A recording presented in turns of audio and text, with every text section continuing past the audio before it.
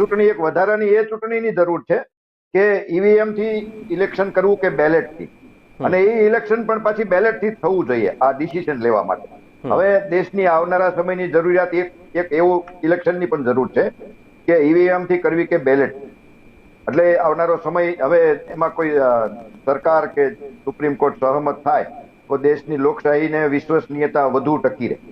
અત્યારે આપણે જોઈએ છીએ આપણી દેશની દુર્ભાગ્ય છે, અત્યારે આપણે જોઈએ છીએ કે ચૂંટણી મુખ્ય મુદ્દા હોવો જોઈએ વિકાસના, ટેકનોલોજીના, શિક્ષણના.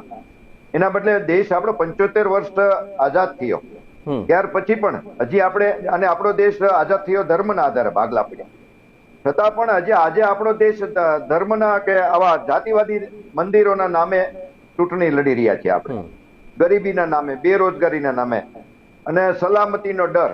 દેશને હજી જાણે નાગરિકોને કેટલા બધા ભય